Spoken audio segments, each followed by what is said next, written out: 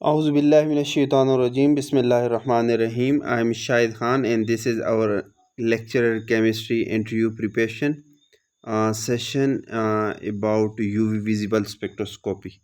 तो इसमें आज हम बात करेंगे कि जो भी हमारे पास यूवी विजिबल स्पेक्ट्रोस्कोपी में जो इम्पोर्टेंट क्वेश्चंस हैं जो पूछे जा सकते हैं, जो कंसेप्चुअल क्वेश्चंस हैं, उसकी कुछ कलेक्शन मैंने की है, तो वो आज यहाँ पे हम डिस्कस करेंगे जो पॉसिबल क्वेश्चन इंटरव्यू में पूछे जा सकते हैं जी।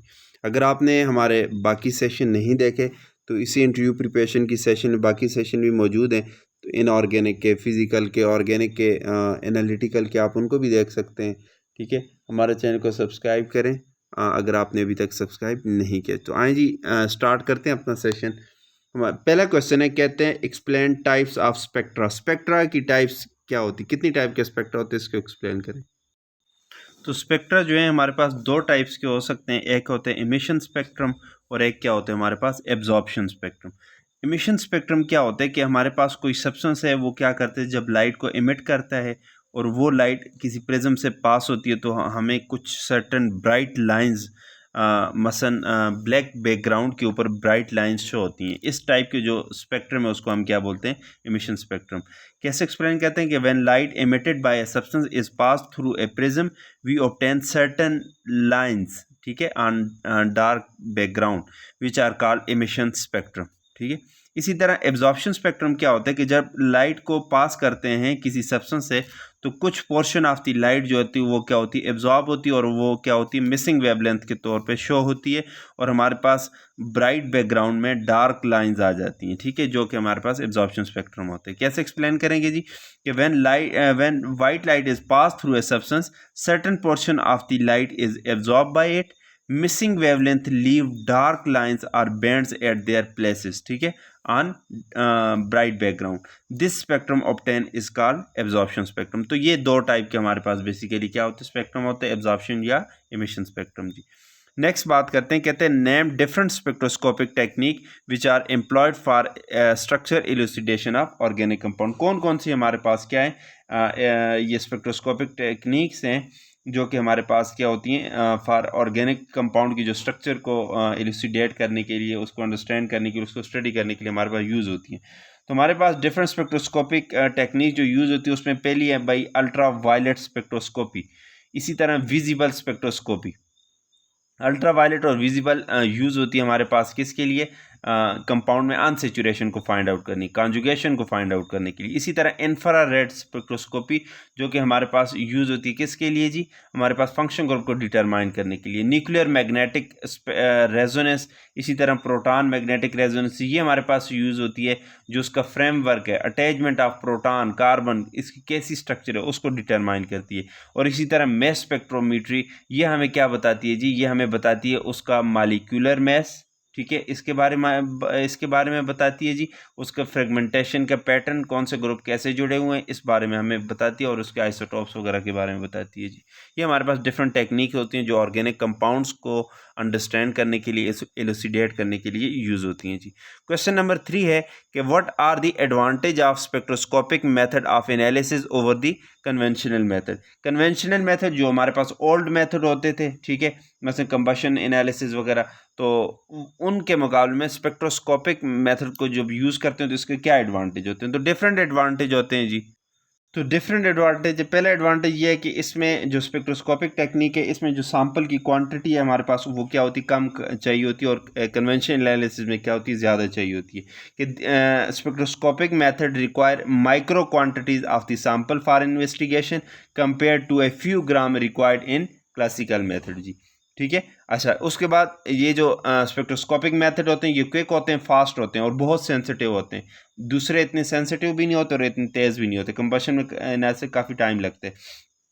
तो हम कह सकते हैं कि spectroscopic method are quick and very sensitive. तीसरा हमारे पास जो इसका एडवांटेज है कि ये जो मेथड है spectroscopic method give reliable and reproducible results, ठीक है, और एक परमानेंट रिकॉर्ड देते हैं ऑब्जर्वेशन के in the form of spectra. Combustion analysis में ऐसा कोई स्पेक्ट्रा वगैरह नहीं आता जी। ठीक है, अच्छा, जो मटेरियल जो सैंपल यूज़ होता है उसको हम क्या कर सकते हैं, उसको रिकवर भी कर सकते हैं स्पेक्ट्रोस्कोपिक टेक्निक में, सिवाय मैस स्पेक्ट्रोमीट्री के जो डिस्ट्रक्टिव टेक्निक है, बाकी में सैंपल क्या होते हैं दोबारा हम उसको रिकवर कर सकते हैं जी। ठीक है, ओके। तो ये हमारे पास क्या है, कुछ बेनिफिट्स हैं स्पेक्ट्रोस्कोपिक मेथड के, एडवांटेज हैं ओवर दी क्लासिकल मेथड, उस कन्वेंशनल मेथड ऑफ एनालिसिस पे। ओके, नेक्स्ट है, कहते हैं what is the region of UV visible spectroscopy. UV visible spectroscopy का रीजन कौन सा होता है जी। तो यूवी विजिबल का जो रीजन होता है ये एक्सटेंड करते हैं 200 नैनोमीटर से लेके 800 नैनोमीटर तक। ठीक है, इसमें 200 से लेके 400 नैनोमीटर तक जो होते हैं वो अल्ट्रा वायलेट रीजन होते हैं, और 400 से लेके 800 नैनोमीटर तक जो होते हैं वो क्या होते हैं, विजिबल होते हैं। और ओवरऑल इस रीजन को हम क्या बोलते हैं, यूवी विजिबल रीजन बोलते हैं। और 200 से अगर नीचे है रीजन, उसको हम क्या बोलते हैं, वैक्यूम अल्ट्रा वायलेट बोलते हैं। इसको याद रखने रेंज को। ठीक है, अगर जस्ट अ मिनट, अगर हमारे पास क्या हो 200 से लेके 400 तक, तो इसको हम क्या बोलते हैं, अल्ट्रा वायलेट। और इसी तरह 400 से लेके कहाँ तक, 750, कुछ बुक्स लिखते हैं, कुछ 800 नैनोमीटर, तो इसको हम क्या बोलते हैं, विजिबल। विजिबल रेंज ये होती है। और इसी तरह अगर बिलो 200 है, बिलो 200 है, तो उसको हम ultraviolet, vacuum ultraviolet, vacuum vacuum UV कहते हैं। ठीक है, ये हमारे पास रीजन है जी। ओके, नेक्स्ट है what is the region of UV visible. ये तो मैंने बता दिया कि इसका रीजन क्या होता है, कि ये हमारे पास कहाँ से कहाँ तक 200 नैनोमीटर से लेके 800 नैनोमीटर रहते, डिटेल भी बता दीजिए। ओके, नेक्स्ट है, वो कहते हैं what is the principle of UV visible spectroscopy. UV visible spectroscopy का प्रिंसिपल क्या होता है। ओके, इसका प्रिंसिपल क्या होता है, पहले मैं आसान टर्म में बता देता हूँ, फिर इसको एक्सप्लेन करता हूँ। क्योंकि जब एक मालिक्यूल्स के ऊपर अल्ट्रा वायलेट या विजिबल लाइट को हम क्या करते हैं, फॉल करते हैं, तो उसके जो वैलेंस इलेक्ट्रॉन हैं वो मालिक्यूल्स के क्या होते हैं, एक्साइट हो जाते हैं फ्रॉम ग्राउंड स्टेट से। ठीक है, मसलन वो एनर्जी को एब्जॉर्ब करते हैं, तो ग्राउंड स्टेट से वो एक्साइटेड स्टेट में चले जाते हैं। ठीक है, अब ये इलेक्ट्रॉनिक ट्रांजिशन जो होती है किसके दरमियान होती है, फ्राम ये होती है highest occupied molecular orbital, H M, highest occupied molecular orbital से, होमो से लोवेस्ट अनऑक्युपाइड मालिक्यूलर ऑर्बिटल। ठीक है, होमो से ल्यूमो, होमो से ल्यूमो, ये हमारे पास क्या होती है, ट्रांजिशन। होमो का मतलब क्या है, हाईएस्ट ऑक्युपाइड मालिक्यूलर ऑर्बिटल, और ल्यूमो का मतलब है लोवेस्ट अनऑक्युपाइड मालिक्यूलर ऑर्बिटल। ठीक है, और अब कौन सी वेवलेंथ एब्जॉर्ब होगी इस ट्रांजिशन के दौरान, वो डिपेंड करेगी इन दोनों के दरमियान जो क्या होते हैं, एनर्जी डिफरेंस होते हैं जी, इस पे डिपेंड करेगी। अगर एनर्जी डिफरेंस ज़्यादा है तो कम वेवलेंथ वाला हमारे पास क्या होगी, वेवलेंथ एब्जॉर्ब होगी। अगर एनर्जी डिफरेंस कम है तो लार्ज वेवलेंथ वाला एब्जॉर्ब होगी जी। कैसे एक्सप्लेन करेंगे जी, कि when a molecule is irradiated with ultraviolet और visible light, valence shell electron of the molecule are excited from ground state to higher energy state.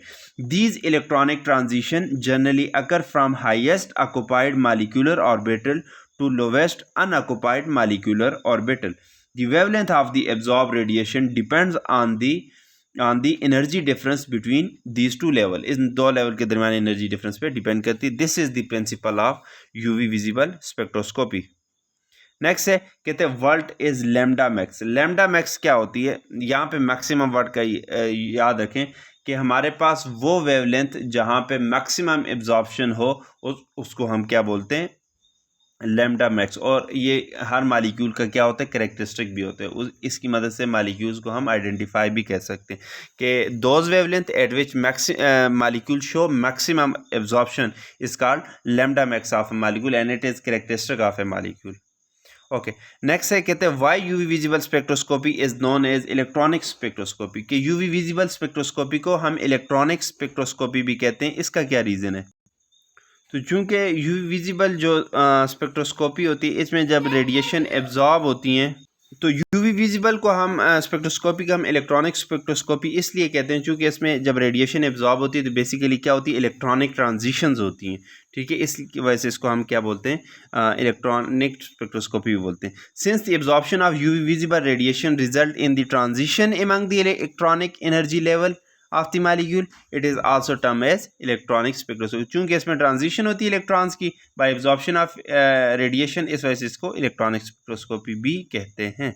Okay, next है, what is the maximum value of absorption and transmittance. ठीक है, कि जो maximum value है किसकी, absorption और transmittance की, वो क्या होती है जी। तो याद रखें जो मैक्सिमम वैल्यू है एब्जॉर्बेंस की वो हमारे पास क्या होती है 2 होती है, और जो ट्रांसमिटेंस की जो मैक्सिमम वैल्यू है वो क्या है 100% है जी। ठीक है, क्या मतलब कि हमारे पास जो एब्जॉर्बेंस है, एब्जॉर्बेंस इसकी जो मैक्सिमम वैल्यू है वो 0 से लेके क्या होती है, मैक्सिमम इसकी 2 है जी। 2 से ऊपर नहीं होती, 2 से नीचे नीचे होनी चाहिए। और जब ट्रांसमिटेंस की बात करेंगे वो आपके उसकी रेंज क्या होती है 0 से लेके 100। जब 100% ट्रांसमिटेंस होगी तो इसका मतलब नो एब्जॉर्प्शन। ठीक है, और जब 0% ट्रांसमिटेंस होगी इसका मतलब एब्जॉर्प्शन क्या है 2 है, और 100% आपके पास एब्जॉर्प्शन हुई है जी। ठीक है, ये हमारे पास क्या है रेंज है एब्जॉर्प्शन की और ट्रांसमिटेंस की जी। ओके, नेक्स्ट है कहते हैं what are the application of UV visible spectroscopy. तो एप्लीकेशन तो बहुत वाइड होती हैं, आप कोई भी 4-5 आप याद कर लें कि हमारे पास यूवी विजिबल स्पेक्ट्रोस्कोपी की क्या क्या एप्लीकेशंस होती हैं। पहली बात है कि इस टेक्निक को हम यूज़ करते हैं to determine the nature of a chromophoric group present in a compound, के कंपाउंड में कौन सा क्रोमोफोरिक ग्रुप, कौन सा फंक्शनल ग्रुप प्रेजेंट है, इस बात को इसको आइडेंटिफाई करेंगे। नेक्स्ट हमारे पास बात करते हैं application of UV visible spectroscopy. तो पहली एप्लीकेशन हमारे पास है ये क्रोमोफोरिक ग्रुप बताती है कि किसी कंपाउंड में कौन सा ग्रुप जो है क्रोमोफोर के तौर पे बिहेव कर रहा है, मतलब जो यूवी विजिबल रेडिएशन को एब्जॉर्ब करेगा, फंक्शनल ग्रुप। उसके बाद कॉन्जुगेशन के बारे में बताती है, ज्योमेट्रिकल आइसोमर्स को हम आइडेंटिफाई कर सकते हैं। ठीक है, उसके बाद रेट ऑफ रिएक्शंस को इसकी मदद से हम स्टडी कर सकते हैं। ठीक है, और मसलन उसमें एब्जॉर्बिंग ग्रुप जो है वो चेंज होता जाएगा। Okay, ionization constant of acid या बेस को हम क्या कर सकते हैं डिटरमाइन कर सकते हैं जी। इसके अलावा इसको हम क्वांटिटेटिव एनालिसिस के लिए भी यूज़ कर सकते हैं बाय यूजिंग बियर-लैम्बर्ट्स लॉ। ठीक है, concentration of an unknown compound को फिर इसकी मदद से हम क्या कर सकते हैं डिटरमाइन कर सकते हैं। इसके अलावा जी molecular mass of chromophoric substance can be determine. उसके अलावा अगर हम बात करें टाटोमर जो होते हैं उनको भी हम क्या करते हैं इसकी मदद से हम स्टडी कर सकते हैं जी। कोई किसी हद तक हम स्ट्रक्चर के बारे में भी बता सकते हैं by using UV visible spectroscopy. So these are some of the applications of UV visible spectroscopy जी। ओके, क्वेश्चन नंबर 9 है कहते हैं what are the main components of UV visible spectroscopy. कि जो यूवी विजिबल स्पेक्ट्रोस्कोपी है इसके main component कौन कौन से होते हैं, इसमें क्या क्या चीज़ें होती हैं, कौन कौन से इसके कंपोनेंट्स होते हैं। तो याद रखें कि main components of UV visible spectrophotometer. तो जो हमारे पास डबल बीम स्पेक्ट्रोफोटोमीटर होते हैं उसके जो मेजर कंपोनेंट्स होते हैं उसमें पहला हमारे पास क्या होता है source of radiation, UV visible का जो सोर्स होता है रेडिएशन का। ठीक है, दूसरा जो कंपोनेंट होता है वो हमारे पास होते हैं मोनोक्रोमेटर। तीसरा हमारे पास होते हैं बीम स्प्लिटर। ठीक है, फिर दो उसमें वो क्या करते हैं बीम को डिवाइड कर लेते हैं। ठीक है, एक रेफरेंस से गुजरती है और एक सैंपल से। फोर्थ हमारे पास होते हैं सैम्पलिंग एरिया। ठीक है, 5 हमारे पास होते हैं कंपोनेंट होते हैं लाइट चॉपर, और 6 हमारे पास होते हैं डिटेक्टर, और 7th हमारे पास होते हैं एम्पलीफायर और रिकॉर्डर। ये हमारे पास क्या होते हैं मेन कंपोनेंट्स होते हैं यूवी विजिबल स्पेक्ट्रोफोटोमीटर के जी। नेक्स्ट हमारे पास चलते हैं, कहते हैं what type of cell are use in UV visible spectrophotometer. कि जो यूवी विजिबल स्पेक्ट्रोफोटोमीटर है इसमें किस टाइप के सेल हम यूज़ कर सकते हैं जी, इस बारे में बात करते हैं जी। तो सेल या जिसको क्यूवेट्स बोलते हैं, मसलन जो यूवी विजिबल में हम यूज़ करते हैं सैंपल रखने के लिए। ठीक है, वो हमारे पास जनरली हम क्वार्ट्स के बने होते हैं या फ्यूज सिलिका के बने होते हैं या ग्लास के, इसको हम यूज़ कर सकते हैं। ठीक है, याद रखें जब ग्लास की बात करेंगे ग्लास के सेल हम तब यूज़ कर सकते हैं जब हम विजिबल रीजन में हम काम कर रहे हो तब हम उसको यूज़ कर सकते हैं। ठीक है, मगर अगर हम अल्ट्रा वायलेट रीजन में हम काम कर रहे हैं, उन रेडिएशन को यूज़ कर रहे हैं, तो हम ग्लास यूज़ नहीं करते, क्योंकि ये ग्लास क्या करते हैं अल्ट्रा वायलेट रेडिएशन को एब्जॉर्ब करते हैं जी। ये बात आपने याद रखनी है। और क्वार्ट्स जो होते हैं ये बेहतरीन सेल होते हैं क्योंकि ये ट्रांसपेरेंट होते हैं बोथ अल्ट्रा वायलेट और विजिबल रीजन में जी। ठीक है, तो कैसे explain, the cell generally use are made up of quartz और fuse silica. A cell made of glass can be used in the visible region, but it cannot be used in the ultraviolet region because glass absorb the ultraviolet radiation. इसी तरह quartz is transparent in both ultraviolet and visible region, तो उसको आप use कर सकते हो जी। Next है, कहते हैं what is stray light, where does it comes from. Stray light क्या होती है और ये कहाँ से आती है जी। स्ट्रे का मतलब होता है जो हमारे पास मसलन जो हमारा टारगेट था उसके अलावा कोई लाइट आ गई है, ठीक है। ये ऐसी रेडिएशन होती है जी जो हमारे पास क्या होती है, रॉन्ग वेवलेंथ वाली होती है और मोनोक्रोमेटर से गुजर जाती है, उसको स्ट्रे लाइट बोलते हैं जी, ठीक है। अच्छा, stray light is radiation arriving at the detector, जो डिटेक्टर तक पहुंचती है। दैट हैज़ आइदर, दो रीज़न होते हैं। पहली बात होती है not pass through the sample, कि ये वो रेडिएशन होती है जो सैंपल से नहीं गुजरती, पहली बात। और दूसरा जो पॉइंट है, is of a different wavelength to that being use, जो हम वेवलेंथ यूज़ कर रहे हैं उसके अलावा कोई डिफरेंट वेवलेंथ वाली लाइट है तो वो स्ट्रे लाइट होगी। या तो सैंपल से ना गुजरे या फिर हमारे पास ऐसी वेवलेंथ हो जो हम यूज़ कर रहे हैं उसके अलावा वेवलेंथ हो, तो वो इसको हम स्ट्रे लाइट बोलेंगे। अब stray light is mainly light of wrong wavelength, ये गलत वेवलेंथ वाली होती है, मसलन जो हम यूज़ कर रहे हैं उसके अलावा कोई वेवलेंथ है, emerging from the monochromator and passing through the sample, ठीक है। और क्या करती है, ये मोनोक्रोमेटर से निकलती है और मसलन अगर पहली बात तो हमने की ना सैंपल से ना गुजरे तो वो भी स्ट्रे लाइट है, मगर सैंपल से अगर गुजरती है और रॉन्ग वेवलेंथ वाली है तो वो भी आपके पास स्ट्रे लाइट होगी जी। मसलन जो आपने सेलेक्ट किया उसके अलावा कोई वेवलेंथ है तो इसको हम स्ट्रे लाइट बोलेंगे जी। ओके, उसके बाद है what is diffraction grating, how does it work. Diffraction grating क्या होती है और ये कैसे काम करता है। डायफ्रैक्शन ग्रेटिंग क्या होता है, तो ये हमारे पास क्या होता है, it is a type of monochromator, जो कि हमारे पास क्या होता है, we use the optical dispersion properties of a diffraction grating to separate the wavelength components of light into a spectrum, कि ये हमारे पास एक ऐसा मोनोक्रोमेटर होता है जो क्या करते हैं, लाइट को उसके कंपोनेंट्स में क्या करते हैं, अलग अलग करते हैं जी, ठीक है, और उसकी अलग अलग वेवलेंथ बनाते हैं जी, उसको डायफ्रैक्शन ग्रेटिंग बोलते हैं जी। उसके बाद है व्हाट आर फिल्टर्स, फिल्टर क्या होते हैं जी। फिल्टर्स हमारे पास एक ऐसे डिवाइस होते हैं जो क्या करते हैं कि कुछ रेडिएशन को ये क्या करते हैं, अलाउ करते हैं कि उससे पास हो जाए और कुछ को क्या करते हैं, एब्जॉर्ब करते हैं। कि filter are the devices that allow to pass through radiation of certain wavelength while absorbing the other wholly or partially are called filter. ये ऐसे हमारे पास क्या होते हैं, डिवाइस होते हैं जो कुछ लाइट को वेवलेंथ को अलाउ करते हैं कि उससे पास हो जाए और कुछ को एब्जॉर्ब करते हैं पार्शियली या होली, उनको हम क्या बोलते हैं, फिल्टर्स बोलते हैं जी। नेक्स्ट है how wavelength selection is achieve, wavelength selection को कैसे अचीव किया जाता है। तो याद रखें जो यूवी विजिबल में हमारे पास सोर्स ऑफ लाइट होते हैं वो एक कंटिन्यूस स्पेक्ट्रा क्या करते हैं, बनाते हैं। फिर हमें एक ऐसा डिवाइस चाहिए होता है जो नैरो बैंड को किसी खास वेवलेंथ को क्या करे, सिलेक्ट करे, और इसके लिए फिर हम फिल्टर को यूज़ करते हैं या मोनोक्रोमेटर को, ठीक है। कि a source of light produces a continuous spectra, we need a device for selection of a narrow band, this is achieve by the use of filters and monochromator. इनको हम यूज़ करके क्या करते हैं, एक मसलन किसी वेवलेंथ को अचीव करते हैं जी। उसके बाद है क्वेश्चन नंबर 15, कहते हैं how light intensity is measured, ये इज़ है जी, IS is measured, light intensity को कैसे मेजर किया जाता है। तो याद रखें लाइट इंटेंसिटी को हम मेजर करते हैं किसकी मदद से, फोटो सेल। और फोटो सेल में हमारे पास क्या होता है, एक ऐसा मटेरियल होता है जो कि लाइट एनर्जी जो है इसको कन्वर्ट करते हैं इलेक्ट्रिकल एनर्जी में, फिर उस करंट से हम क्या करते हैं, इसकी इंटेंसिटी का अंदाज़ा लगाते हैं। कि light intensity is measured with a photo cell, it contains a material capable of transforming light energy into electrical energy. तो ऐसे हम लाइट की इंटेंसिटी को क्या करते हैं, मेजर कर सकते हैं जी। उसके बाद है कहते हैं what is the source of visible and ultraviolet radiation, कि हमारे पास क्या है, सोर्स क्या है विजिबल और अल्ट्रा वायलेट रेडिएशन की।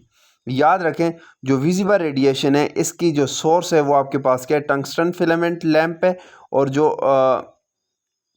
हाइड्रोजन डिस्चार्ज लैंप है या ड्यूटेरियम डिस्चार्ज लैंप है वो हमारे पास अल्ट्रा वायलेट रेडिएशन की है। याद रखें अल्ट्रा वायलेट रेडिएशन की बात हो रही है तो इसके लिए हाइड्रोजन या जो ड्यूटेरियम का लैंप होता है, ठीक है, हाइड्रोजन डिस्चार्ज लैंप या इसको या ड्यूटेरियम डिस्चार्ज लैंप, ये अल्ट्रा वायलेट के सोर्सेज हैं। और अगर विजिबल की बात करें तो विजिबल का जो हमारे पास क्या होता है, विजिबल रेडिएशन का सोर्स होता है बच्चों, वो हमारे पास क्या होता है, टंगस्टन। टंगस्टन इसका आपके पास क्या होता है, फिलामेंट होते हैं, फिलामेंट लैंप होते हैं, इसको हम क्या करते हैं, यूज़ करते हैं for visible light. The source of visible radiation is usually A tungsten filament lamp while a deuterium discharge lamp or hydrogen discharge lamp is used for ultraviolet radiation जी। नेक्स्ट है हमारे पास, कहते हैं how many bands are displayed by benzene. Benzene कितने band display करते हैं जी। बेंजीन एक कॉमन सा कंपाउंड है तो इसलिए इसके बारे में पूछे जा सकते हैं। तो याद रखें कि बेंजीन जो है वो 3 एब्जॉर्प्शन बैंड देते हैं, ठीक है। और ये सारे के सारे एब्जॉर्प्शन बैंड हैं, डिफरेंट 3 देते हैं, मगर ये सारे के सारे पाई टू पाई स्टार ट्रांजिशन से आते हैं जी, ठीक है। अब ये 3 बैंड, एक होते हैं 184 नैनोमीटर के ऊपर, एक होते हैं 204 नैनोमीटर के ऊपर, और तीसरा हमारे पास क्या होते हैं 254 नैनोमीटर के ऊपर। तो बेंजीन इस तरह 3 बैंड देते हैं जी। ओके, नेक्स्ट हमारे पास differentiate between homoannular diene and heteroannular diene, कि होमोएनुलर डाइइन क्या होती है और हेट्रोएनुलर डाइइन क्या होती है, इन दोनों में डिफ्रेंशिएट करें जी। फर्स्ट ऑफ ऑल हमें पता होना चाहिए कि डाइइन क्या होती है। तो डाइइन क्या होती है बच्चों, कि जिसके अंदर हमारे पास क्या हो, alternate single and double bond हो, उसको हम क्या बोलते हैं, डाइइन। 2 डबल बॉन्ड हो तो डाइइन हो जाएगा, ठीक है। अब होमोएनुलर, होमो का मतलब क्या है, सिमिलर। अगर एसी हमारे पास डाइइन है, मसलन ये हमारे पास क्या है, कोई बाईसाइक्लिक कंपाउंड है जी, ठीक है, और एसी डाइइन है जिसमें दोनों जो हमारे पास क्या है डबल बॉन्ड है वो एक रिंग के अंदर है, इसको होमोडाइइन बोलते हैं जी, ठीक है। कि homoannular diene is a conjugated diene in which both double bonds are present in a single ring, ठीक है। ये इसकी एग्जांपल आ गई। इसका मतलब 1,3 साइक्लोहेक्सा डाइइन इसका नेम हो जाएगा। इसी तरह हेट्रोएनुलर डाइइन क्या होती है या हेट्रोडाइइन क्या होती है, कि हमारे पास एसी डाइइन होती है जिसमें हमारे पास क्या होता है, डबल बॉन्ड जो होते हैं, कॉन्जुगेटेड डबल बॉन्ड जो होते हैं वो क्या होते हैं, not present in a single ring. क्या मतलब कि हमारे पास ये एक स्ट्रक्चर है जी और एक ये स्ट्रक्चर है, ठीक है। अब यहाँ पे हमारे पास एक डबल बॉन्ड यहाँ पे हो और दूसरा डबल बॉन्ड क्या हो, यहाँ पे हो, तो ये जो हमारे पास डाइइन है इसको हेट्रोएनुलर डाइइन बोलेंगे जी, ठीक है। कि heteroannular diene is one in which the 2 double bonds are not present in the same ring, ठीक है। तो ये आपके पास हेट्रोएनुलर डाइइन कि जिसमें डबल बॉन्ड एक सिंगल रिंग में ना हो बल्कि 2 डिफरेंट रिंग में हो, तो उसको हेट्रोएनुलर डाइइन। और होमोएनुलर डाइइन क्या होती है, जिसमें डबल बॉन्ड जो कॉन्जुगेटेड डबल बॉन्ड है वो आपके पास सिंगल रिंग में मौजूद हो, तो सेम रिंग में मौजूद हो, तो उसको हम क्या बोलेंगे, होमोएनुलर डाइइन बोलेंगे जी। नेक्स्ट क्वेश्चन है, कहते हैं what is exocyclic double bond. Exocyclic double bond क्या होते हैं जी। तो एक्सोसाइक्लिक के साथ एंडोसाइक्लिक भी जब हम करेंगे ना तो ये चीज़ें और क्लियर हो जाएंगी। एक्सोसाइक्लिक डबल बॉन्ड कौन से होते हैं, कि ये हमारे पास क्या होते हैं, ये कॉन्जुगेटेड, ऐसा it is a double bond in the conjugated backbone which is outside a ring, ठीक है। जो रिंग से बाहर हो, एक्सो का मतलब ही बाहर है ना, उसको हम क्या बोलेंगे, एक्सोसाइक्लिक। और जो कॉन्जुगेटेड डबल बॉन्ड हो, कॉन्जुगेशन में जो डबल बॉन्ड रिंग के अंदर होगा उसको हम क्या बोलेंगे, उसको हम एंडोसाइक्लिक बोलेंगे, ठीक है जी। ओके, मसलन हमारे पास दो, आपके पास क्या है, हेट्रोएनुलर डाइइन है। याद रखें ये काम एक्सोसाइक्लिक और एंडोसाइक्लिक होगा भी हेट्रोएनुलर डाइइन में, दूसरे में तो हो नहीं सकता, दोनों में सेम है। ये आपके पास कोई रिंग है ए है और इसको आप बी कह दो, ठीक है। एक डबल बॉन्ड बच्चों इसमें है और एक इसमें है, ठीक है। ओके, अब किसी एक को आपने स्टैंडर्ड बनाना होगा। सपोज आप ए को स्टैंडर्ड बना रहे हो, ठीक है, ए को स्टैंडर्ड बना रहे हो, तो ये जो डबल बॉन्ड है ये एक्सोसाइक्लिक और ये डबल बॉन्ड है वो क्या है, एंडोसाइक्लिक। कि double bond, those conjugated double bond which is present in the ring are called endocyclic double bond, and those double bond which is present outside the ring are called exocyclic double bond, ठीक है। अब ये इस ring को अगर आप consider करते हो तो इसके अकॉर्डिंग ये एक्सोसाइक्लिक आ गई ये वाला, और ये एंडोसाइक्लिक। अब इस रिंग को अगर आप कंसीडर करोगे तो ये इसके एंडोसाइक्लिक और वो एक्सोसाइक्लिक, ठीक है। तो जो रिंग को आप कंसीडर करते हो वो बड़ा इंपॉर्टेंट है कि एक्सोसाइक्लिक और एंडोसाइक्लिक क्या हो गया, कि those double bond, those conjugated double bond which is present outside the ring are exocyclic double bond। और endocyclic क्या होगा, कि those conjugated double bond which is present inside the ring are called endocyclic double bonds। okay, next है कि what are Woodward Fisher rule for conjugated diene system। Woodward Fisher rule क्या होते हैं conjugated diene system के लिए जी। हमारे पास RB. Woodward और एल.एफ. Fisher जो था, इन्होंने कुछ हमारे पास क्या किए थे, रूल्स बनाए थे, और इन रूल्स को हम यूज़ करके हम क्या करते हैं, स्ट्रक्चर देख के उस कंपाउंड की क्या करते हैं, लैम्डा मैक्स फाइंड आउट करते हैं, उसको वुडवर्ड फिशर रूल बोलते हैं। ठीक है, for the use of UV visible spectroscopy as an effective tool for structure determination of conjugated diene, polyenes or alpha beta unsaturated carbonyl compound, certain empirical rules have been developed by R.B. Woodward and L.F. Fisher and are called Woodward-Fisher rule. These rules enable us to calculate lambda max. कुछ rules बनाए थे जिसको structure की मदद से हम क्या कर सकते हैं, लैम्डा मैक्स मसलन बगैर एक्सपेरिमेंट करके हम फाइंड कर सकते थे। मसलन इसके लिए कोई बेस वैल्यू दी थी, होमोन्यूलर है तो क्या होगा, हेट्रोन्यूलर है क्या होता, तो ये मुख्तलिफ वैल्यू, वो वैल्यू तो हमसे नहीं पूछेगा, मगर ये इसके बारे में आपको पता होना चाहिए कि इसकी क्या एप्लीकेशन है जी। Okay, which solvent are use in UV visible spectroscopy, कि यूवी विजिबल स्पेक्ट्रोस्कोपी में हम कौन से सॉल्वेंट को यूज़ कर सकते हैं। तो याद रखें, जनरली जो हम सॉल्वेंट यूज़ करते हैं उनमें वाटर आता है, एथेनॉल आता है और एनहेक्सेन, ये इनको हम जनरली यूज़ करते हैं। इसके लिए जो कंडीशन है कि सॉल्वेंट जो है वो ट्रांसपेरेंट होना चाहिए जिस वेवलेंथ में हम कंपाउंड को स्टडी कर रहे हैं उस रेंज में जी। ठीक है, the solvent to be use for making solution must be transparent within the wavelength range to be examine. Water, ethanol and n hexane are generally use. ठीक है, उसके लिए कंडीशन वही है कि जिस रेंज को आप स्टडी कर रहे हो उसमें वो सॉल्वेंट ट्रांसपेरेंट मसलन कोई एब्जॉर्प्शन शो ना करे, तो उसको आप यूज़ कर सकते हो। इसमें वाटर आ जाता है, एथेनॉल और एनहेक्सेन। नेक्स्ट हमारे पास कहते हैं why does a compound look colour, कोई कंपाउंड है हमें वो कलर्ड क्यों दिखता है, क्या वजह वो हमें कलरफुल नज़र आते हैं जी। याद रखें हमारे पास कि कोई भी कंपाउंड हमारे पास कब कलर दिखता है, जब वो क्या करेगा, इस रेंज में एब्जॉर्प्शन शो करेगा। किस रेंज में, विजिबल रेंज में, 400 से लेके 800 तक एब्जॉर्प्शन, इस रेंज में एब्जॉर्प्शन शो करेगा, वो कंपाउंड आपको कलरफुल नज़र आएगा। ठीक है, मसलन हमारे पास जो वाइट लाइट आती है, वाइट लाइट जो सन की लाइट है, इसमें सारे 7 कलर्स होते हैं ना।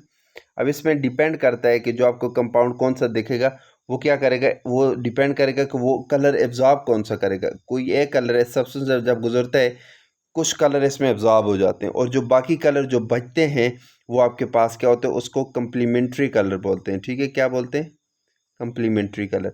अब इस कम्प्लीमेंट्री कलर ये हमें क्या होते हैं, शो होते हैं जी। ठीक है, इसके अलावा चंद एक बातें याद रखें कि हमारे पास जो कलरलेस सब्सटेंस होते हैं, ठीक है, कलरलेस सब्सटेंस होते हैं, मसलन कलरलेस या जो वाइट सब्सटेंस होते हैं वो कोई भी लाइट एब्जॉर्ब नहीं करते, और जो ब्लैक सब्सटेंस होते हैं वो क्या करते हैं, सारी लाइट एब्जॉर्ब करते हैं जी। ठीक है, a compounds look coloured because it has absorb certain electromagnetic radiation और wavelength from the visible region of spectrum. ठीक है, the precise colour of a compound depends on which wavelength it subtract या absorb from the white light. It must be remembered that no light is absorbed by white substance या colorless substance, while black substance absorb all the visible light. इस वजह से देखें गर्मियों में black कपड़े नहीं पहनते क्योंकि वो सारी रेडिएशन को एब्जॉर्ब करते तो वो ज़्यादा गर्म होते हैं। ठीक है, गर्मियों में लोग फिर वाइट कलर यूज़ करते हैं, हल्के कलर यूज़ करते हैं ताकि लाइट रिफ्लेक्ट होती रहे। ठीक है, और सर्दियों में लोग ज़रा डार्क कलर यूज़ करते हैं, ब्लैकिश वगैरह, ताकि वो हीट मेंटेन रखे जी। ओके, उसके बाद है जी what is chromophore and auxochrome. Chromophore क्या होता है और ऑक्सोक्रोम क्या होता है। क्रोमोफोर क्या होता है कि कोई भी स्ट्रक्चर फीचर या कोई फंक्शन ग्रुप किसी कंपाउंड में जो कि क्या करते हैं, यूवी विजिबल रेडिएशन को क्या करते हैं, एब्जॉर्ब करते हैं, और इस वजह से कोई कलर देते हैं कंपाउंड को। कलर वाली कंडीशन लाजमी नहीं, वो ख़त्म कर दी है। अब शॉर्ट डेफिनेशन यही है कि कोई इलेक्ट्रोमैग्नेटिक रेडिएशन को एब्जॉर्ब करे तो क्रोमोफोर है। ठीक है, तो क्या डेफिनेशन करेंगे कि any functional group present in the molecule which is responsible for the absorption of UV visible radiation and hence for imparting color to a compound is known as chromophore. याद रखें ये वाली जो सेकंड कंडीशन imparting color, ये अब ज़रूरी नहीं है। ठीक है, बहुत सारे ऐसे कंपाउंड है जो लाइट एब्जॉर्ब करते हैं इलेक्ट्रॉन मगर कलर नहीं, दो क्रोमोफोर हैं, कलर देना लाजमी नहीं है। ठीक है, ये इसको ओमिट कर दिए, मगर अगर आप कर लें तो कोई मसला भी नहीं है। ठीक है, मगर ये कैसा आपको पता है। इसकी एग्जांपल में हमारे पास क्या आते हैं, carbon carbon double bond oxygen carbonyl group, N double bond N और NO2, ये सारे हमारे पास क्या हैं, क्रोमोफोर। इसी तरह ऑक्सोक्रोम क्या होते हैं कि ये ऐसे ग्रुप होते हैं जो खुद तो इलेक्ट्रोमैग्नेटिक रेडिएशन को एब्जॉर्ब नहीं करते, मगर जब ये क्रोमोफोर के साथ जुड़े होते हैं तो उस एब्जॉर्प्शन पीक को क्या करते हैं, लॉन्गर वेवलेंथ की तरफ लेके जाते हैं। ठीक है, कि it is a substitute on a chromophore which causes a shift in the absorption to longer wavelength. ठीक है। लॉन्गर वेवलेंथ का क्या मतलब है कि लो एनर्जी की तरफ लेके जाएगा, ठीक है। And increase intensity of absorption peak. अब इसमें एग्जांपल हमारे पास क्या है, OH ग्रुप है, ठीक है। इसी तरह SH ग्रुप है, NH2 ग्रुप है, ठीक है। ये क्या करते हैं, कॉन्जुगेशन को इंक्रीज कर जाते हैं, जिसकी वजह से जो वेवलेंथ है वो क्या होती है, शिफ्ट हो जाती है लॉन्गर वेवलेंथ की तरफ, ठीक है। एब्जॉर्प्शन जो है वो लॉन्गर वेवलेंथ की तरफ, मसलन जब कॉन्जुगेशन ज़्यादा होती है ना, तो एनर्जी डिफरेंस कम हो जाते हैं ना होमो और लीमो के दरमियान, तो कम एनर्जी वाली वेवलेंथ हमें चाहिए होती है जी। उसके बाद जी नेक्स्ट चलते हैं कि व्हाट इज़ रेड शिफ्ट और बेथोक्रोमिक इफेक्ट। रेड शिफ्ट या बेथोक्रोमिक इफेक्ट क्या होता है, इंपॉर्टेंट है जी। रेड शिफ्ट ऑफ रेड से याद रखें कि रेड का मतलब वेवलेंथ क्या होती है, लॉन्गर होती है, तो ये हमारे पास ऐसी शिफ्ट होती है जो कि एब्जॉर्प्शन या लेमडा मैक्स को लॉन्गर वेवलेंथ की तरफ लेके जाती है, कि it is a shift of an absorption maximum towards longer wavelength, ठीक है। और ये किस वजह से होती है, पहली बात चेंज ऑफ मीडियम या प्रेजेंस ऑफ ऑक्सोक्रोम की वजह से ये क्या होती है, रेड शिफ्ट होती है जी। उसके बाद है व्हाट इज़ ब्लू शिफ्ट, या जिसको हम क्या बोलते हैं, हिप्सोक्रोमिक इफेक्ट। ब्लू शिफ्ट का अपोजिट आ जाएगा कि एब्जॉर्प्शन मैक्सिमम को क्या करेगी, शॉर्टर वेवलेंथ की तरफ लेके जाएगी, कि it is a shift towards shorter wavelength, ठीक है। It is shift of lambda max या absorption maximum towards shorter wavelength. और ये किस वजह से होती है, पहली बात चेंज ऑफ मीडियम, और इसके अलावा रिमूवल ऑफ कॉन्जुगेशन, प्रोटोनेशन वगैरह हो जाती है, कॉन्जुगेशन रिमूव हो जाती है, तो तब हमारे पास ब्लू शिफ्ट या हिप्सोक्रोमिक। ये शॉर्टर वेवलेंथ की तरफ है, ब्लू वाली जो वेवलेंथ होती है वो शॉर्ट होती है, इससे आप याद रख सकते हो जी। नेक्स्ट हमारे पास what is hyperchromic effect. Hyperchromic effect क्या होता है, तो बच्चों हाइपरक्रोमिक इफेक्ट क्या होता है कि ये हमारे पास ऐसा इफेक्ट होता है जिसमें एब्जॉर्प्शन इंटेंसिटी क्या होती है, इंक्रीज होती है, कि it is an effect leading to increase absorption intensity, उसको हम क्या बोलते हैं, हाइपरक्रोमिक इफेक्ट। यहाँ पे दूसरे नहीं दिया हुआ, मगर आप याद रखो कि हाइपोक्रोमिक इफेक्ट भी होते हैं। हाइपोक्रोमिक, हाइपो का मतलब क्या होता है, कम होते हैं। वो क्या होता है, एक ऐसा इफेक्ट होता है जिसकी वजह से एब्जॉर्प्शन इंटेंसिटी जो है वो आपके पास क्या होती है, डिक्रीज होती है, कम होती है, तो उसको हम क्या बोलते हैं, उसको हम बोलते हैं हाइपोक्रोमिक इफेक्ट। इसको ना हम मुझे कुछ याद पड़ रहा है, जब हम पढ़ रहे थे कुछ इस तरह की हम वो कर रहे थे कि जब हमारे पास यहाँ पे वेवलेंथ है ना, जब इस तरफ जाएगी तो कौन सी shift, red shift, longer wavelength की तरफ, ये जिसको हमने क्या कहा था, रेड शिफ्ट को हमने नाम दिया था बेथोक्रोमिक इफेक्ट। और जब इस तरफ आएगी तो ये आपके पास ब्लू शिफ्ट आ गई। और जब ऊपर जाएगी, ठीक है, एब्जॉर्प्शन इंक्रीज होगी, तो तब उसको हाइपरक्रोमिक इफेक्ट, हाइपरक्रोमिक इफेक्ट। और जब नीचे आएगी, एब्जॉर्प्शन इंटेंसिटी कम होगी, तो उसको हम हाइपोक्रोमिक इफेक्ट, मैं जस्ट हाइपो लिखता हूँ, ठीक है। तो ये इससे इससे आप इसको याद करें जी। उसके बाद कहते हैं briefly explain various type of electronic transition associated with UV visible spectroscopy की। यूवी विजिबल स्पेक्ट्रोस्कोपी के साथ जो ट्रांजिशन इन्वॉल्व है उनकी बात करें, ब्रीफली एक्सप्लेन करें। तो याद रखें हमारे पास कितनी टाइप की ट्रांजिशन होती है, 4 टाइप की। एक होती है sigma to sigma star transition, ये किस में होती है जी, जिसमें सिग्मा बॉन्ड होते हैं, मसलन अल्केन में। एक होती है non bonding to sigma star transition, ठीक है, नॉन बॉन्डिंग से सिग्मा स्टार में इलेक्ट्रॉन की ट्रांजिशन होती है। यह किस में होती है, किसी हेट्रो एटम में होती है और सारे सिंगल बॉन्ड हो। मसलन आपके पास क्या है, मेथनॉल है, ठीक है, इस वगैरह इसमें हो सकती है, एमाइंस है, इसमें हो सकती है। नेक्स्ट हमारे पास होती है pi to pi star transition, ये किस में होती है, डबल या ट्रिपल बॉन्ड या कॉन्जुगेटेड सिस्टम में जी। इसी तरह एक ट्रांजिशन होती है non bonding to pi star, ये किस में होती है, ये कार्बोनाइल कंपाउंड में, के आपके पास अनसेचुरेशन भी हो, साथ हेट्रोएटम भी हो, या कार्बन ट्रिपल नाइट्राइल जो होते हैं, साइनाइड वगैरह, इसमें होती है जी। अच्छा, इसमें याद रखें सबसे कम एनर्जी जो है non bonding to pi star, और सबसे ज़्यादा एनर्जी किसकी होती है, सिग्मा टू सिग्मा स्टार जी। तो इस टाइप की ये हमारे पास क्या होती है, मुख्तलिफ ट्रांजिशंस होती हैं जी। ओके, उसके बाद कहते हैं right the energy order of electronic transition. ये वैसे मैंने बात कर ली, सबसे आप इस तरह कर लो ना, इसको याद करने का कोई तरीका, कोई तरीका, कोई तरीका, कोई तरीका, कोई तरीका। ओके, एनर्जी ऑर्डर की बात कर रहे हैं ना, इस तरह करो, ये सिग्मा कर लो, उसके बाद कर लो आप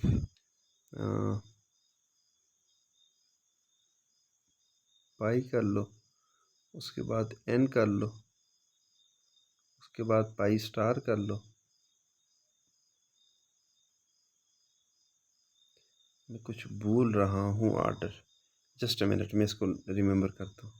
ठीक है, एक बात आप याद रखें कि सबसे कम जो एनर्जी होती है वो किस में होती है, non bonding to pi star. इसको देख के ना फिर मैं इसका ऑर्डर बनाता हूँ। ठीक है, सबसे कम और सबसे ज़्यादा किसकी होती है, सिग्मा टू सिग्मा स्टार। ठीक है, अब हो जाएगा जी, सबसे ज़्यादा सिग्मा और सबसे हाईएस्ट पे जाएगा सिग्मा स्टार। सबसे ज़्यादा एनर्जी इसको चाहिए होती है, एनर्जी गैप इसके दरमियान चूँकि बहुत ज़्यादा है, तो शॉर्टर वेवलेंथ का इसको फोटॉन चाहिए, वेवलेंथ चाहिए। उसके बाद आपके पास क्या होता है बच्चों, पाई होते हैं। ठीक है, और यहाँ पे आपके पास क्या आएगा, पाई स्टार आएगा। ठीक है, और यहाँ पे नॉन बॉन्डिंग आएगा जी। ठीक है, सबसे कम एनर्जी इसको चाहिए होगी, non bonding to pi star. दूसरे नंबर पे पाई टू पाई स्टार इसको चाहिए होगी। ठीक है, कि यहाँ से इलेक्ट्रॉन इधर जाए जी। ठीक है, इसको चाहिए होगी। और थर्ड नंबर पे बच्चों जो चाहिए होगी वो आपके पास किसकी चाहिए होगी, नॉन बॉन्डिंग से सिग्मा स्टार की तरफ जाए, ये थर्ड नंबर पे। और फोर्थ नंबर पे जो सबसे ज़्यादा एनर्जी चाहिए होगी वो सिग्मा से सिग्मा स्टार। ये हमारे पास क्या एनर्जी ऑर्डर कॉन्सेप्ट से आपने इसको याद रखना है कि किसको किसको ज़्यादा है, सबसे कम non bonding to pi star और सबसे ज़्यादा जो है सिग्मा टू सिग्मा स्टार, इसकी ट्रांजिशन इसकी एनर्जी चाहिए होती है। तो आपसे ये पूछ सकते हैं कि यहाँ पे सबसे कम वेवलेंथ वाला फोटॉन किस में यूज़ होगा, कम वेवलेंथ का मतलब है ज़्यादा एनर्जी, तो वो सिग्मा टू सिग्मा स्टार में यूज़ होगा। और सबसे हायर लॉन्गर वेवलेंथ वाला फोटॉन वो आपके पास non bonding to pi star में यूज़ होगा जी। ओके, नेक्स्ट है कहते हैं what is the effect of solvent polarity on various electronic transition, कि सॉल्वेंट की जो पोलैरिटी होती है इसका क्या इफेक्ट होता है हमारे पास वेरियस इलेक्ट्रॉनिक ट्रांजिशन के ऊपर। तो इसका पूरा एक मैकेनिज़्म होता है जी। मसलन पूरा एक मैकेनिज़्म आपने याद रखना होगा कि जो हम यू विजिबल में जो रेडिएशन पढ़ते हैं ना, जिस ट्रांजिशन के बारे में पढ़ते हैं, तो उन्हीं की हम बात करेंगे कि हम basically pi to pi star पढ़ रहे होते हैं और non bonding to pi star transition पढ़ रहे होते हैं। ठीक है, अब अगर पोलर सॉल्वेंट है, ठीक है, तो पहले एक एक ट्रांजिशन की बात करते हैं। पहले हम बात करते हैं पाई टू पाई स्टार, इस ट्रांजिशन की बात करेंगे, पोलर सॉल्वेंट है उससे क्या इफेक्ट होगा। तो याद रखें जब पाई टू पाई स्टार होगा तो जब हम हमारे पास सॉल्वेंट की पोलैरिटी बढ़ेगी तो ये आपके पास क्या होगी, ये जो पाई टू पाई स्टार ट्रांजिशन थी ये क्या करेगी, लॉन्गर वेवलेंथ की तरफ जाएगी। लॉन्गर वेवलेंथ, लॉन्गर वेवलेंथ का क्या मतलब है कि एनर्जी क्या होनी चाहिए, लो एनर्जी होगी। लो एनर्जी का मतलब क्या है कि इन दोनों के दरमियान क्या होगा, गैप कम होगा। अब गैप क्यों कम होता है कि हमारे पास जब पाई टू पाई स्टार ट्रांजिशन होती है तो ये सिग्मा स्टार जो पाई स्टार जो होते हैं ये ज़्यादा पोलर होते हैं, तो सॉल्वेंट इसको ज़्यादा स्टेबलाइज करते हैं। क्या करते हैं, स्टेबलाइज करते हैं, इसको स्टेबलाइज करते हैं। तो ये तो होते तो इस तरह है ना, बेसिकली मैं यहाँ पे अगर बनाऊँ, जस्ट ए मिनट में इसको बनाता हूँ फिर आपको समझ आ जाएगी। अच्छा जी, ये ट्रांजिशन ऐसे करनी थी बेसिकली ना, ये आपके पास पाई है और ये आपके पास पाई स्टार है जी। जब पोलर सॉल्वेंट यूज़ किया बच्चों उसने इसको क्या किया, स्टेबलाइज किया। स्टेबलाइज करने का मतलब है इसकी एनर्जी को क्या किया, कम किया। सपोज ये यहाँ पे आ गया, अब इन दोनों के दरमियान गैप कम हो गया, गैप कम हो गया मतलब कम एनर्जी डिफरेंस हो गया। कम एनर्जी डिफरेंस हो गया तो आपके पास लॉन्गर वेवलेंथ वाला क्या चाहिए, रेडिएशन चाहिए जो इसकी ट्रांजिशन करेगा। तो हम कह सकते हैं कि जब हम पोलर सॉल्वेंट की बात करेंगे तो पाई टू पाई स्टार जो ट्रांजिशन है ये क्या करेगी, ये आपके पास लॉन्गर वेवलेंथ की तरफ क्या होगी, शिफ्ट होगी। वजह क्या है, वजह मैंने बता दी, क्योंकि पोलर सॉल्वेंट पाई स्टार को ज़्यादा स्टेबलाइज करते हैं। इसी तरह बच्चों नेक्स्ट अगर हम दूसरी ट्रांजिशन की बात करें जो कि हमारे पास इसमें क्या होती है, हमारे पास होती है नॉन बॉन्डिंग से लेके हमारे पास पाई स्टार, ये ट्रांजिशन बहुत कॉमन होती है ना इसमें। अब non bonding to pi star की बात करें तो इसमें अब हमारे पास क्या होगा, जब हमारे पास सॉल्वेंट पोलर होगा तो ये नॉन बॉन्डिंग वाले ऑर्बिटल को क्या करेगा, स्टेबलाइज करेगा। अब इसको स्टेबलाइज करेगा तो इसका मतलब इसको मज़ीद लो एनर्जी पे लेके जाएगा। मज़ीद लो एनर्जी सपोज यहाँ पे आ गया तो एनर्जी डिफरेंस क्या हो गया, इंक्रीज़ हो गया ना, दोनों के दरमियान गैप बढ़ गया। जब गैप बढ़ गया बच्चों तो अब पहले से जो वेवलेंथ चाहिए होती है उससे शॉर्टर वेवलेंथ चाहिए होगी ना, शॉर्टर वेवलेंथ चाहिए होगी। मसलन हाई एनर्जी वाला आपको क्या चाहिए होगी, वेवलेंथ चाहिए होगी फॉर देयर एक्साइटेशन। तो हम कह सकते हैं कि polar solvent generally shift non bonding to pi star band to shorter wavelength and pi to pi star band to longer wavelength. और रीज़न आपको पता है कि non bonding to pi star को शॉर्टर वेवलेंथ की तरफ क्यों लेके जाते हैं, क्योंकि नॉन बॉन्डिंग जो ऑर्बिटल है इसको ज़्यादा स्टेबलाइज कर लेते हैं, एनर्जी गैप दोनों के दरमियान बढ़ जाते हैं। और pi star to pi star को लॉन्गर वेवलेंथ की तरफ क्यों लेके जाते हैं?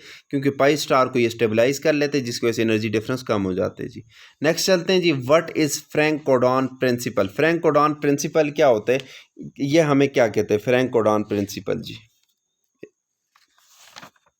ओके, फ्रैंक कोडॉन प्रिंसिपल कहता है कि इलेक्ट्रॉनिक ट्रांजिशंस जो होती हैं वो इतनी स्पीड से इतनी रैपिडली हो रही होती हैं कि वाइब्रेटिंग एटम जो होते हैं वो अपना इंटर न्यूक्लियर डिस्टेंस को इस पीरियड में चेंज नहीं कर सकते। कि Frank Condon principal states that electronic transition occur so rapidly that the vibrating atom do not change their inter nuclear distance appreciably during this period। आप ये भी कह सकते हो कि during the excitation of electron excited so rapidly that atom does not change their position, ये भी कह सकते हो। Okay, what is the range of commonly recorded absorbance? Absorbance जो है इसकी रेंज कितनी होती है जो कॉमनली हम एब्जॉर्बेंस को रिकॉर्ड करते हैं जी? तो range of commonly recorded absorbance is, वो कितनी रेंज होती है? हमने पहले भी बात की, 0 से 2 होती है जी, ठीक है। और ट्रांसमिटेंस 0 से 100 होती है जी। Okay, explain Lambert beard law. Lambert beard law क्या होता है कि ये हमारे पास दो लॉ का मजमू है, एक लैम्बर्ट लॉ अलग है, बियर्ड लॉ अलग है। इन दोनों को मिला के लैम्बर्ट लॉ या लैम्बर्ट बियर्ड लॉ कि according to this law the intensity of emitted light decreases exponentially as the thickness and concentration for the absorbing medium increase। ठीक है, कि जैसे जैसे कंसंट्रेशन और लेंथ जो है वो क्या करती है, एब्जॉर्बिंग मीडियम की इंक्रीज़ होती है, तो एमिटेड लाइट जो होती है, जो लाइट की एमिटेंस है, मसलन जो उसकी ट्रांसमिटेंस है, वो आपके पास क्या होती है, डिक्रीज़ होती जाती है। ठीक है, जितनी लेंथ या कंसंट्रेशन इंक्रीज़ होगी इतनी एब्जॉर्प्शन ज़्यादा होगी ना, तो जो लाइट ट्रांसमिट होती है वो आपके पास कम होती जाएगी जी। Okay, what is solvent cut off? Solvent cut off क्या होती है कि द रेंज, कि ये सॉल्वेंट कट ऑफ, मसलन मैं आपको कॉन्सेप्ट समझाता हूँ फिर इसको मैं एक्सप्लेन करता हूँ कि हमारे पास सॉल्वेंट जो होते हैं किसी खास रेंज तक वो क्या होते हैं, ट्रांसपेरेंट होते हैं। उस रेंज के बाद वो एब्जॉर्प्शन शो करना शुरू कर जाते हैं। जिस रेंज तक वो ट्रांसपेरेंट होते हैं उस रेंज को, उससे जहाँ से वो एब्जॉर्प्शन शुरू करते हैं उसको कट ऑफ बोलते हैं। ठीक है, कि the range of radiation where solvent show absorption is called solvent cut off. हर सॉल्वेंट की जो कट ऑफ है वो आपके पास बच्चों डिफरेंट होती है। बहुत इंपॉर्टेंट है, मैं लाजमी याद रखें कि वो रेंज जहाँ पे सॉल्वेंट एब्जॉर्प्शन शो करेगा, स्टार्ट करेगा एब्जॉर्प्शन, उसको सॉल्वेंट कट ऑफ की। ठीक है, the wavelength at which solvent start showing absorption या solvent start absorbing radiation is called, शाबाश, उसको हम क्या बोलेंगे, सॉल्वेंट कट ऑफ बोलेंगे जी। नेक्स्ट हमारे पास है what is allowed and forbidden transition. Allowed transition क्या होती है और फॉरबिडन क्या होती है? तो अलाउड ट्रांजिशन क्या होती हैं, जो पाई टू पाई स्टार ट्रांजिशन होती हैं इनको अलाउड ट्रांजिशन बोलते हैं। इनमें जो ई मैक्स है, मसलन एक्सटेंशन कोफिशिएंट है, ई की वैल्यू वो आपके पास क्या होती है, 10 की पावर 4 या इससे ज़्यादा होती है, उसको हम क्या बोलते हैं, अलाउड ट्रांजिशन। जो ई की वैल्यू है वो आपके पास 10 की पावर 4, ई तो नहीं होती, एक्सटेंशन कोफिशिएंट बोलते हैं इसको। इसकी 10 की पावर 4 या इससे ज़्यादा होगी उसको अलाउड ट्रांजिशन। और इस कैटेगरी में कौन सी आती है, आपके पास पाई टू पाई स्टार ट्रांजिशन होती है, वो अलाउड होती हैं। और फॉरबिडन ट्रांजिशन बच्चों क्या होती हैं कि हमारे पास वो ट्रांजिशन जिसमें आपके पास क्या होती है, एप्सिलॉन की वैल्यू या ई की वैल्यू 10 की पावर 4 से आपके पास क्या हो, कम हो, लेस हो 4 के, उसको हम क्या बोलते हैं, फॉरबिडन ट्रांजिशन। और इसके अंदर कौन सी आती है, non bonding to pi star transition जो होती है, उसको हम क्या बोलते हैं, इस रेंज में लेके जाते हैं जी। मसलन non bonding to pi star transition, ये फॉरबिडन में आएगी और ये अलाउड में आएगी जी।